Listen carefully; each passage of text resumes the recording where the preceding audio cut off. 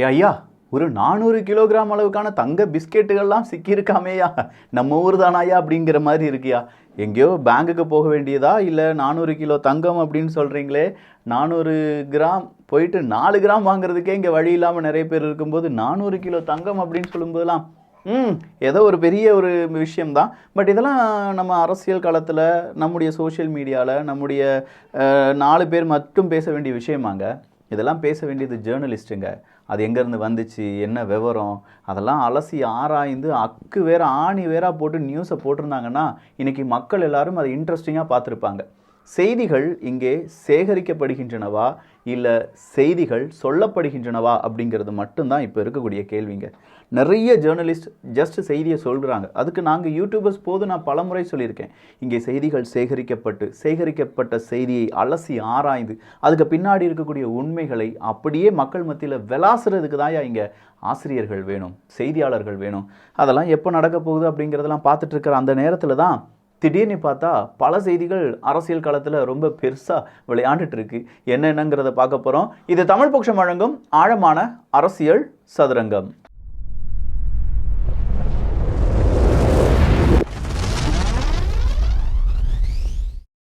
Sun News. நான் முதலே சொன்னேன் பார்த்தீங்களா, செய்திகள் இங்கே சேகரிக்கப்படுகின்றனவா சொல்லப்படுகின்றனவா.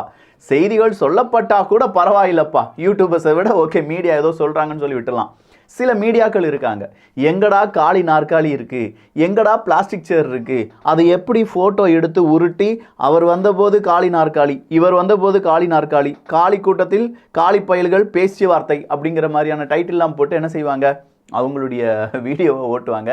இதுக்கான ரீசன் என்ன அப்படின்னு நீங்கள் கேட்டிங்கன்னா வேறு எதுவுமே இல்லை, அவங்க கூட்டத்துக்கு யாரும் போகல, இந்த கட்சி கூட்டத்துக்கு யாரும் போகல அப்படிங்கிறத மக்கள் மத்தியில் நம்ப வைப்பதற்கு தான்.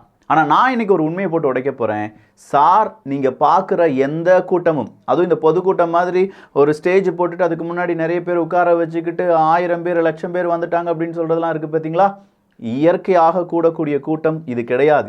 இது செயற்கையாக தலைவர் வாராரு, வர்றவங்களுக்கு இத்தனை ரூபாய், சாப்பாடு ஃப்ரீ, ஒரு நேரம் வந்துருங்க, வந்த உடனே உங்களுக்கு எல்லாம் கிடைக்கும் அப்படின்னு சொல்கிற ஒரு பெரும் கூட்டத்தை கூட்டுவதற்கான வேலையை யார் யாருக்கு ஏவுவாங்க தெரியுமா? தலைவர்கள் நேராக மாவட்டத்தில் அப்படின்னு சொல்லி ஏவுவாங்க. மாவட்ட நிர்வாகிகள் அந்த வட்டாரத்தில் இருக்கக்கூடிய நபர்கள்ட்ட ஏவுவாங்க. வட்டார நிர்வாகிகள் நேராக அந்த புறமாக கிராமப்புறம், எத்தனை கிராமம், 3 ஊருக்கு ஒரு ஆள் இருக்காரப்பா, எப்பா 100 பேரை கூப்பிட்டு வந்துரு, 50 பேரை கூப்பிட்டு வந்துரு அப்படின்னு சொல்லி கூப்பிட்டு வருவாங்க. இப்படித்தான் பெரும் கூட்டம் கூடுகிறது. ஸோ யாரும் பெரிய அளவில் கூட்டம் கூடின கட்சிகள், பெரிய கட்சிகளும் கூட்டமே கூடாத கட்சிகள், சின்ன கட்சிகள் அப்படின்னு சொல்லி யாரையும் இட போடாதீங்க. இங்கே பெரியவன் சிறியவன் அப்படிங்கிறது இல்லை மேட்டர். யார் நல்லது செய்கிறாங்க, யார் கெட்டது செய்கிறாங்க அப்படிங்கிறது தான் மேட்டர். கூட்டத்தை கூட்டியவன் எல்லாம் தலைவன் கிடையாது, தலைவனாகிய எல்லோரும் கூட்டத்தை கூட்டிய நபர்களும் கிடையாது. இதுக்கு நிறைய பேர் உதாரணமாக இருக்காங்க. நீங்களே யாரையாவது உதாரணமாக போட்டுக்கோங்களேன்.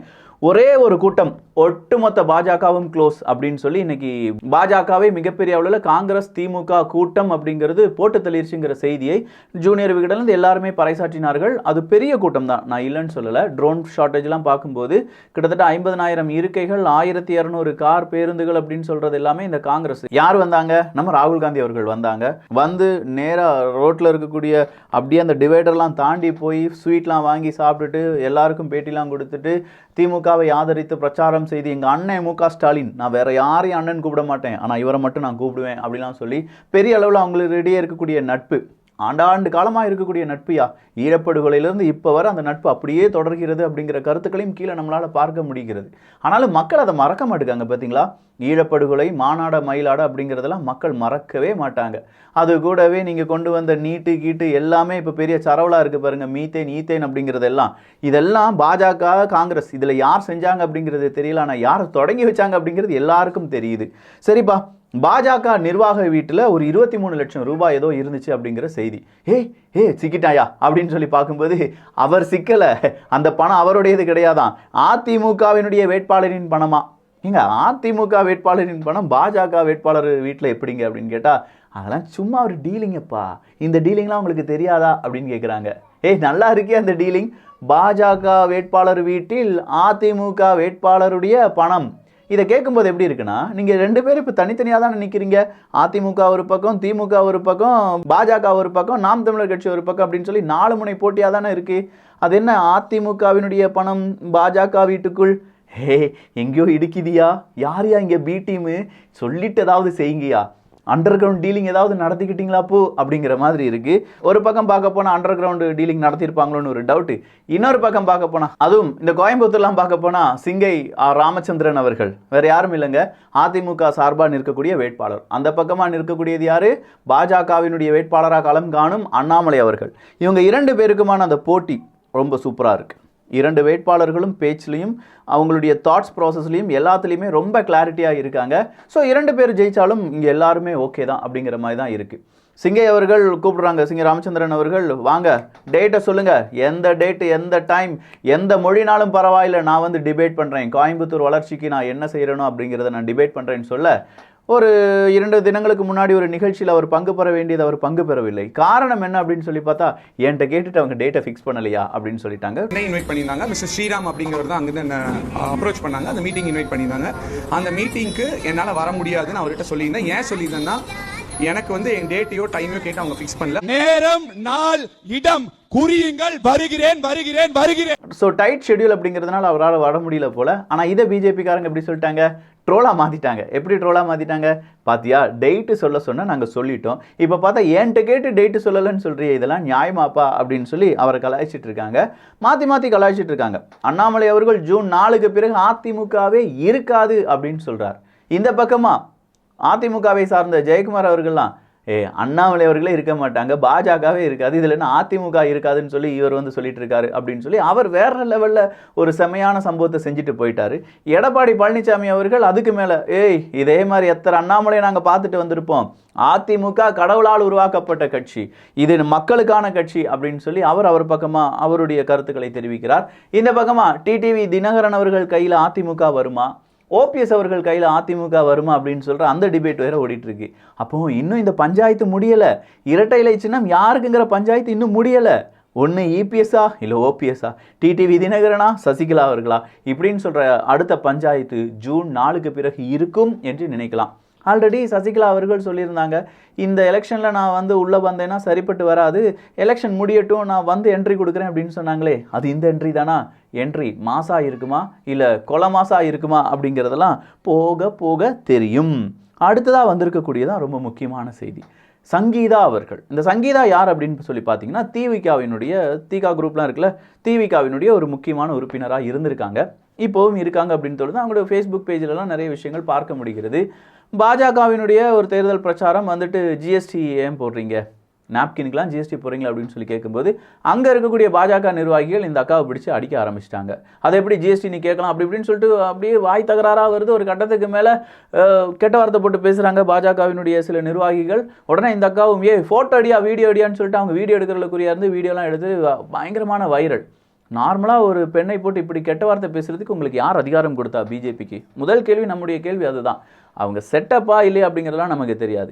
ஒரு பெண் கேள்வி கேட்குறாங்கன்னா நியாயமாக அதற்கான பதிலை சொல்லியிருக்க வேண்டும். அதை விட்டுட்டு அவங்கள அடிக்கிறது, அவங்களுடைய கடையை உடைப்பது சரி. அதன் பிறகு இவங்க சோஷியல் மீடியாவில் வந்து இல்லை இவங்க வந்து சாதாரண நபர் கிடையாது, இவங்க வேணும்னே வாண்டடாக வந்து என்ன செஞ்சிட்டு இருக்காங்க, கேள்விகள் கேட்டாங்க.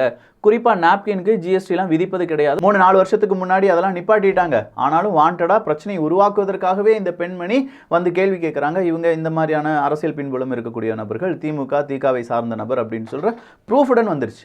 நம்ம கேட்கக்கூடிய கேள்வி என்னென்னா, அவங்க எந்த கட்சியாக வேணாலும் இருக்கட்டும், அவங்களுடைய அந்த ஒரு ஜிஎஸ்டி ஏன் போடுறீங்க, இல்லாட்டி உங்களை கோபப்படுத்துறதுக்காகவே கேள்வி கேட்கட்டுமே, அதற்கு பதில் சொல்ல வேண்டியது நாம தான்.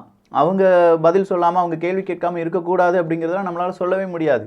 இதே மாதிரி கார்த்திக் சிதம்பரம் அவர்களுக்கு, ஜோதிமணி அவர்களுக்கு, சு வெங்கடேசன் அவர்களுக்கு எல்லாருக்குமே நம்ம வந்தபோது சொன்னோமே, கேள்வி கேட்குறாங்க, மக்கள் கேள்வி கேட்குறாங்க, அவங்க கேள்வி கேட்குறாங்க. சிதம்பரம் அவர்களுடைய மகனாக இருக்கக்கூடிய கார்த்திக் சிதம்பரம் அவர்களை ஓட விடுறாங்க, ஜோதிமணி அவர்களை ஓட விடுறாங்க அப்படின்னு சொன்ன போதெல்லாம் இனிச்சிச்சுல்ல. அங்கேயும் எதிர்பக்கமாக இருக்கக்கூடிய இல்லாட்டி எதிர்கட்சியாக இருக்கக்கூடிய யாரோ ஒரு நபர், ஏதோ ஒரு பெண்மணி, ஏதோ ஒரு ஆண் தானே கேள்வி கேட்டிருப்பாங்க. அந்த இடத்துல இவங்க இதை சார்ந்தவங்க, இவங்க பாஜகவை சார்ந்தவங்க, இவங்க நாம் தமிழர் கட்சி சார்ந்தவங்க அப்படிங்கிறது கிடையாதுல்ல. ஒரு வேட்பாளர் வாக்கு கேட்டு வராங்கன்னா அவங்க கேட்கக்கூடிய கேள்விகள், அவங்களுடைய வாக்குறுதிகள் எதிர்பக்கமாக இருக்கக்கூடிய கேள்வியாக மாறும், மக்கள் மனசில் இருக்கக்கூடிய கேள்விகள் வரும். ஸோ இந்த இடத்துல பாஜக செய்தது தவறு. அது வாண்டடாக அவங்க சங்கீதா அவர்கள் என்ன வேணாலும் அதுக்கு பின்புலம் இருந்திருக்கலாம். பட் கேள்விக்கான பதிலாக இருந்திருக்கணுமே தவிர கைகலப்பாக இருந்திருக்க கூடாது அப்படிங்கிறதுல நாமும் ரொம்ப ஸ்ட்ராங்காக இருக்கோம். அடுத்ததாக வந்திருக்கக்கூடிய ஒரு செய்தி என்ன அப்படின்னு கேட்டிங்கன்னா, எப்பா பாஜக வந்துரும்ப்பா, என்னானாலும் சரிங்க, இந்த ஒரு அட்வர்டைஸ்மெண்ட் மட்டுமாவது நம்ம சேனலில் இருக்கட்டுமே. நல்லா இருந்துச்சு அட்வர்டைஸ்மெண்ட். நாட்டு நடப்பை பற்றி உனக்கு என்ன தெரியும்? விவசாய கட்டத்தில் பேசிக்கிட்டு பிஜேபி உள்ள வரக்கூடாது, அதுதான் முக்கியம். புரியுதா? நாளைக்கு ஸ்கூல் ஃபீஸ் கட்டணையா? ஐயோ நாசமா போனவன், நான் இங்க பூவை கட்டி கஷ்டப்பட்டு வாங்குற காசுலாம் இந்த மாதிரி புள்ளியில கொண்டு போய் விடுறியா? யோசி யோசி யோசி யோசி. பல்லாயிரம் கோடி மதிப்புள்ள போதைப் பொருள் கடத்தலில் ஈடுபட்ட முக்கிய அரசியல் பிரமுகர் கைது செய்யப்பட்டார். யோசி யோசி இறக்கி விடு. ஓசியாம இல்ல ஓசி. நானா கேட்ட ஓசி பஸ் வேணும்னு நீயே இலவசம் பண்ணுவ, நீயே ஓசின்னு சொல்லி அசிங்கப்படுத்துவியா? யோசி யோசி நிரந்தரமாக்கு நிரந்தரமாக்கு நிரந்தரமாக்கு நிரந்தரமாக்கு. யோசி யோசி யோசி நிரந்தரமாக்கு நிரந்தரமாக்கு செவிலியர் பணியை நிரந்தரமாக்கு. யோசி யோசி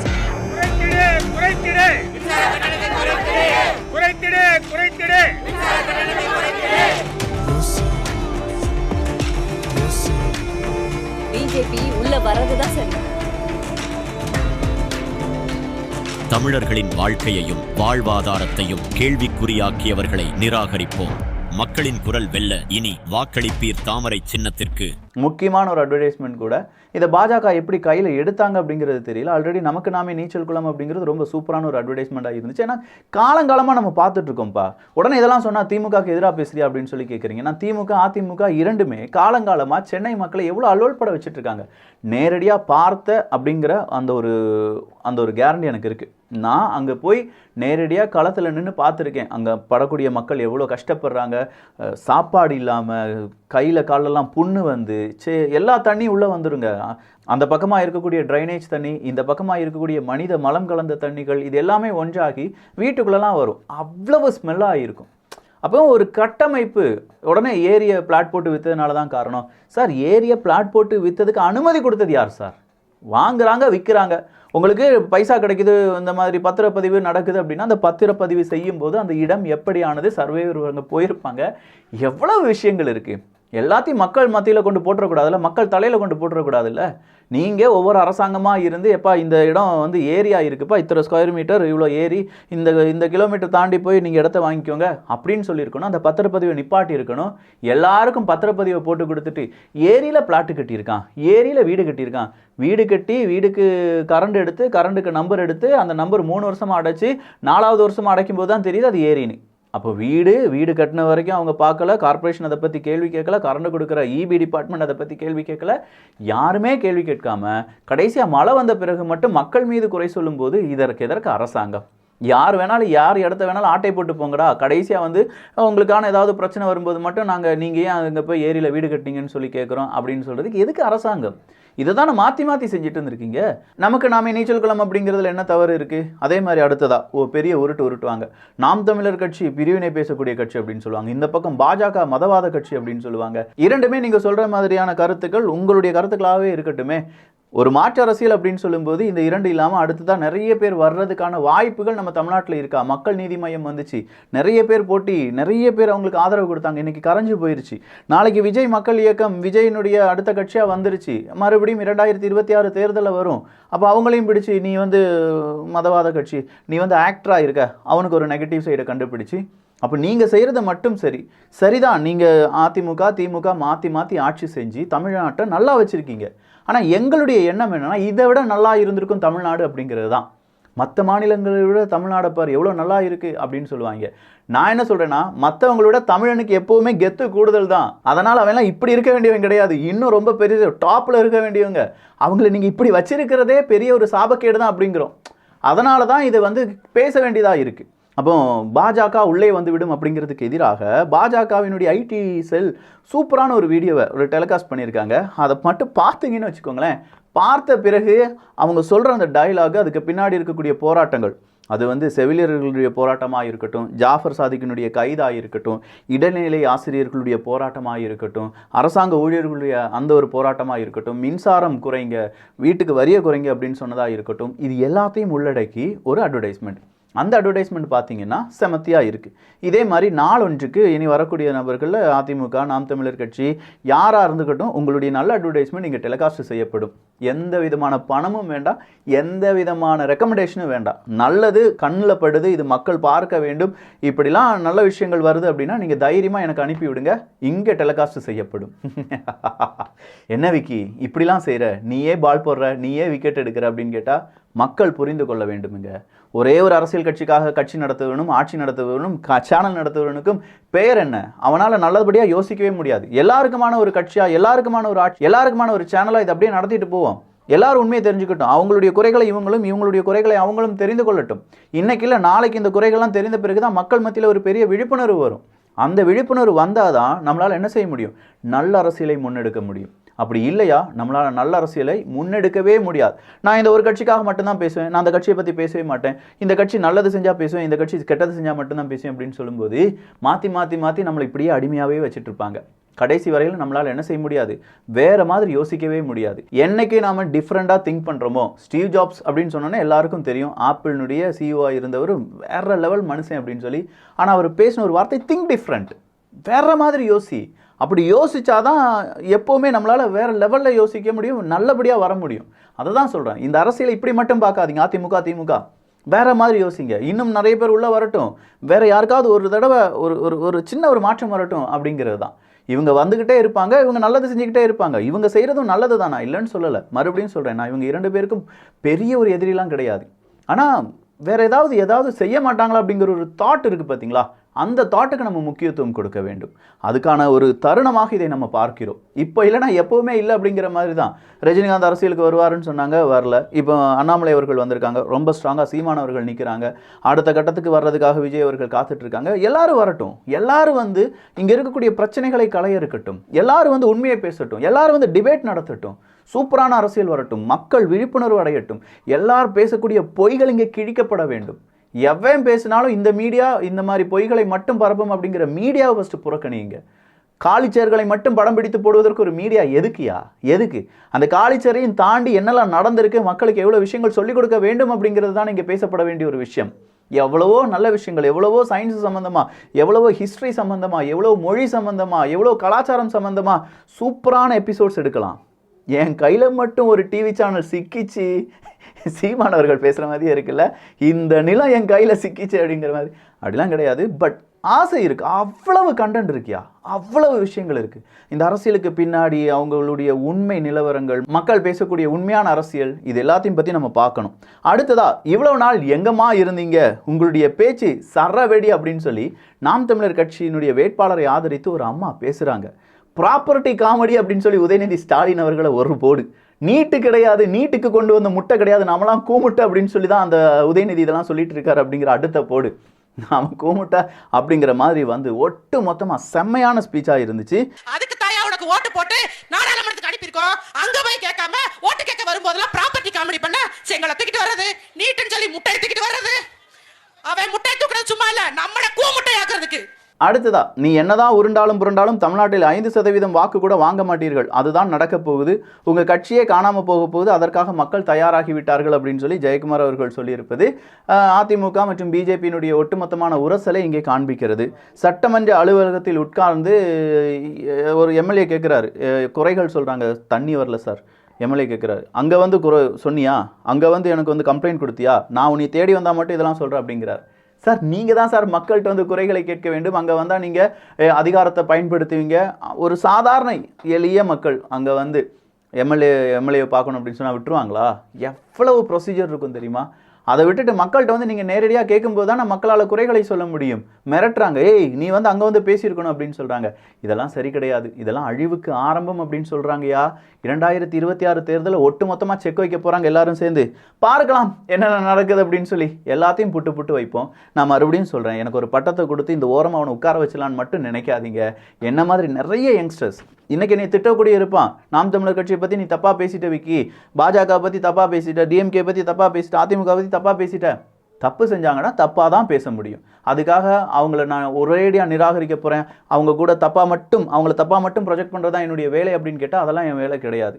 எல்லா பக்கமும் இருக்கக்கூடிய நியாயங்கள் எல்லோரும் தெரிந்து கொள்ளட்டும், ஒரு புரிதல் வரட்டும், எல்லார் மத்தியிலும் கேள்விகள் வரட்டும், அந்த கேள்விகளுக்கான பதிலை அவங்க தேடி போகட்டும்.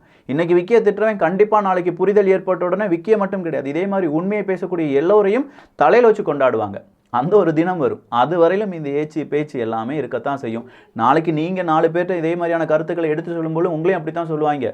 ஆனால் காலங்கள் அவங்களுக்கு அந்த உண்மையை புரிய வைக்கும்போது அன்னைக்கே ஒருத்தர் சொன்னார் கேட்டிருக்கலாம் அப்படிங்கிற மாதிரி இருக்கும். சொல்ல மறந்துட்டேனே, ஏப்ரல் 14ஆம் தேதி நாளைக்கு முக்கியமான ஒரு சர்ப்ரைஸ் இருக்குது. அதற்காகவும் எல்லோரும் காத்திருங்கள். மறுபடியும் நல்லதை பகிர்ந்து நல்ல சமுதாயத்தை உருவாக்குவோம். நன்றி, வணக்கம்.